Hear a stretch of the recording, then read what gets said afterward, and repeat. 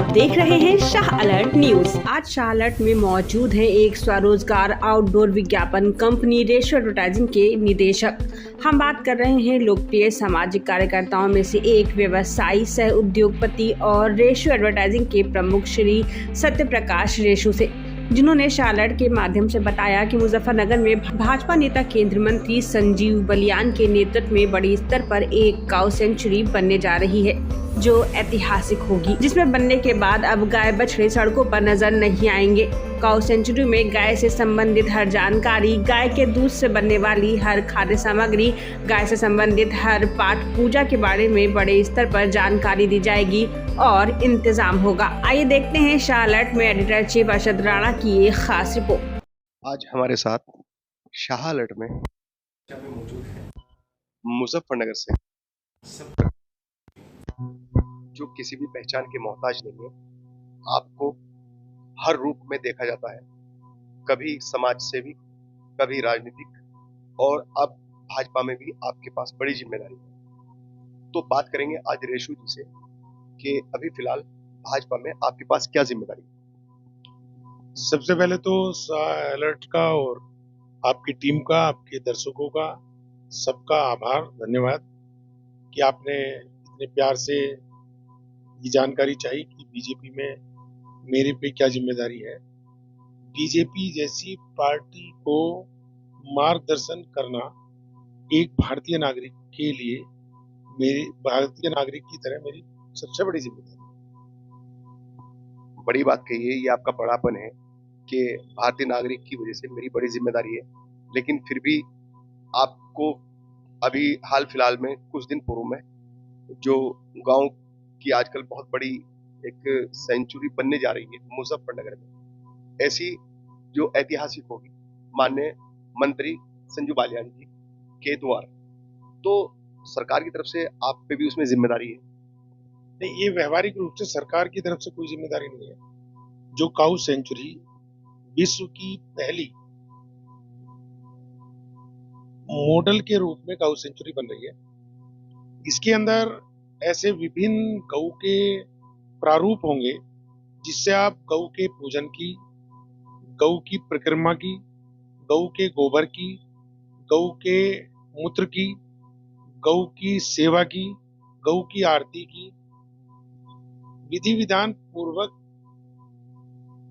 पूजा कर सकते हैं। साथ ही गऊ के दूध से जो बनने वाले विभिन्न प्रोडक्ट हैं वो आपको पूरी तरीके से काऊ सेंचुरी में उपलब्ध होंगे। साथ ही काऊ सेंचुरी का विभिन्न प्रारूप, ऊपर से खड़े होंगे तो नीचे तक, नीचे से खड़े होंगे तो ऊपर तक, गऊ का बेहतर स्वरूप दिखाई देगा।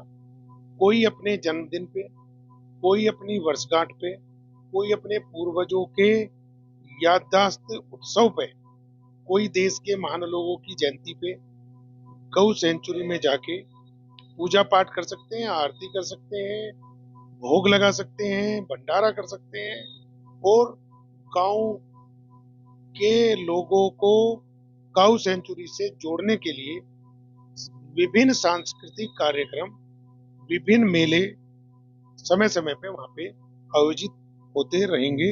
ये संजीव बालियान जी की और मेरी बात हुई, इस पे पूरा प्रोजेक्ट बनके तैयार है।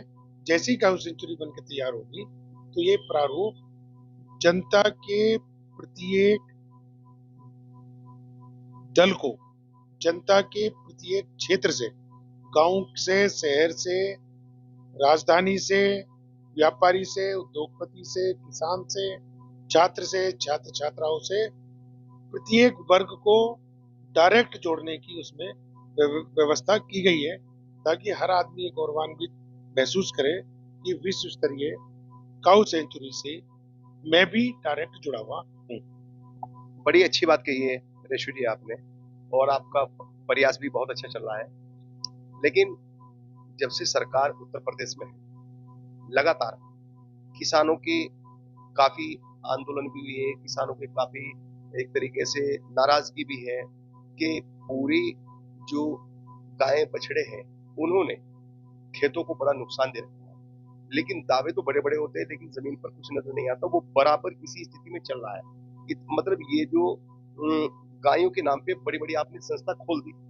तो सवाल इस बात का है कि कोई किसी पद को लेके बैठा है, कोई किसी काम को कर रहा है, लेकिन आज तक भी जमीन पर वो बात नहीं नजर आ रही कि सड़क पर घूमती गायें या बछड़े या खेतों में नुकसान करते हुए आज तक कोई किसी तरह का प्रतिबंध लगा हो या उनके लिए कोई व्यवस्था।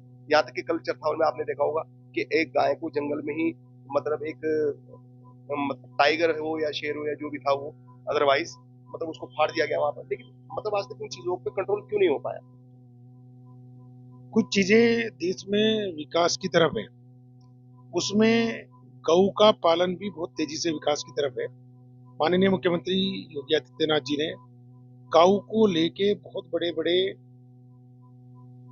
व्यवधानों को तोड़ते हुए नए सिस्टम बनाए, और जो लोग गऊ को पालते तो हैं लेकिन उनका खर्चा नहीं उठा पाते हैं, उन लोगों को भी ये डायरेक्ट इनडायरेक्ट चेतावनी दी गई है कि किसान जो अन्नदाता है उसका खेत किसी भी सूरत में खराब नहीं होना चाहिए, उसकी फसल नहीं खराब होनी चाहिए, उसके खेत में गऊ या गऊ आवारा पशु के रूप में बिल्कुल नहीं जा पाए।